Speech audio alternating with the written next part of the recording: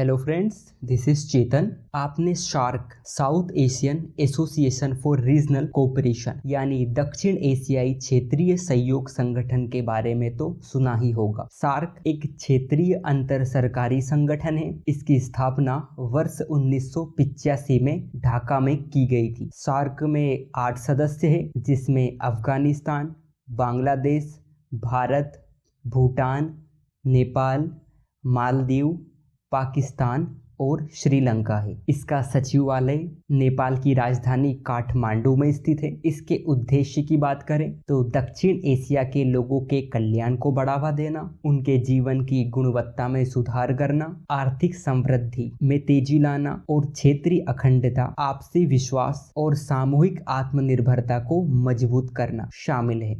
पिछला सार्क शिखर सम्मेलन वर्ष 2014 में आयोजित किया गया था। पठानकोट और उरी में आतंकवादी हमलों के कारण तब से एक भी सम्मेलन आयोजित नहीं किए जा सके हैं। यहाँ संगठन आम सहमति के सिद्धांत पर कार्य करता है। इसका अर्थ है यदि एक भी सदस्य भाग नहीं लेने का फैसला करते हैं तो शिखर सम्मेलन आयोजित नहीं किया जा सकता। इसकी उपलब्धियों के बारे में नजर डालें तो 2016 में साफ्टा यानी दक्षिण एशियाई मुक्त व्यापार समझौता लागू किया गया था ताकि सभी व्यापारिक वस्तुओं के सीमा शुल्क को शून्य किया जाए। फिर भारत में सार्क विश्वविद्यालय की स्थापना की गई थी और 2010 में सार्क विकास कोष को मान्यता प्रदान की गई ताकि संबंधित देशों के कल्याण को बढ़ावा दिया जा सके। लेकिन सार्क संगठन विफलता की ओर बढ़ रहा है। आइए इसके कारणों पर भी नजर डालते हैं। भारत और पाकिस्तान के तनावपूर्ण संबंधों ने इन देशों के मध्य संघर्ष को बढ़ा दिया। इससे सार्क की संभावनाएं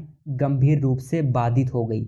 दूसरा, विवाद समाधान तंत्र का अभाव। सार्क के पास विवादों के समाधान या विवादों में मध्यस्थता करने की कोई व्यवस्था नहीं है। मुद्दों पर आम सहमति बनाने में विफलता। सार्क के देशों में समानताएं होने के बावजूद आदान प्रदान के द्वारा विकसित विचारों का लाभ उठाने के लिए इन देशों ने अपनी नीतियों में परिवर्तन नहीं किए। राजनीतिक इच्छा शक्ति का अभाव भी इसकी विफलता का एक कारण है। इस क्षेत्र के राजनीतिक तनावों और संघर्षों को देखते हुए यूरोपीय संघ के समान दक्षिण एशियाई संघ का निर्माण संभव नहीं हो पाया। आतंकवाद से निपटना। सार्क द्वारा आतंकवाद से निपटने हेतु द्विपक्षीय या बहुपक्षीय स्तरों पर कई रणनीतियों और तंत्रों को स्वीकार व निर्माण किया गया है। इनके बावजूद भी यह संगठन आतंकवाद का मुकाबला करने के लिए एक सामान्य और व्यापक दृष्टिकोण विकसित नहीं कर पाया है। भारत और अन्य सदस्य देशों के बीच विषमता भी एक कारण है। सार्क के छोटे सदस्य देश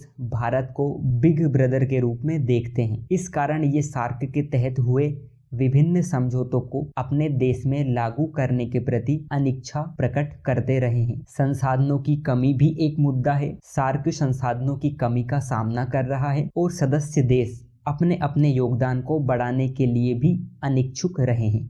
सार्क देशों के बीच जल विवाद एक प्रमुख मुद्दा रहा है, जिसके चलते विभिन्न देशों के मध्य संघर्ष की स्थिति उत्पन्न हो जाती है। आइए समझते हैं सार्क के पुनरुद्धार की आवश्यकता हमें क्यों है।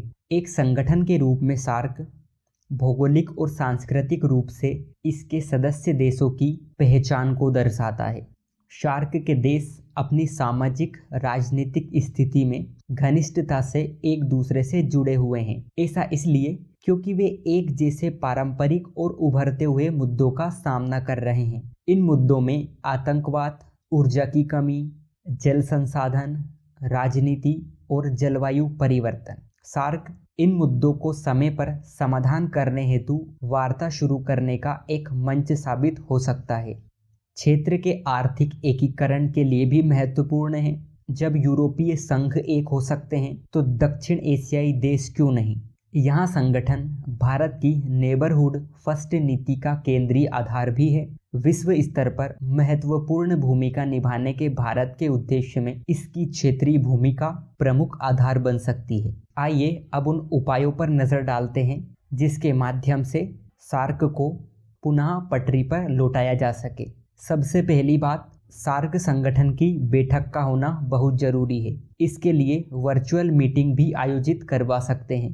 देशों के आपसी मतभेदों का समाधान बहुत जरूरी है और इसके लिए वार्ता, मध्यस्थता और समाधान तंत्र के लिए कोई व्यवस्था की जानी चाहिए। ऐसा देखा गया है कि सार्क सुरक्षा तत्वों पर बहुत जोर देता है। इसके साथ साथ इसके आर्थिक और सामाजिक तत्वों को अनिवार्य रूप से वरीयता देनी चाहिए। सार्क के चार्टर को फिर से परिभाषित करने की जरूरत है। साथ साथ ease of doing business, energy connectivity, मानवीय सहायता और आपदा राहत समन्वय, वीजा व्यवस्था और सांस्कृतिक आदान प्रदान पर ध्यान केंद्रित करके इस संगठन को पुनः जीवित किया जा सकता है। Thank you.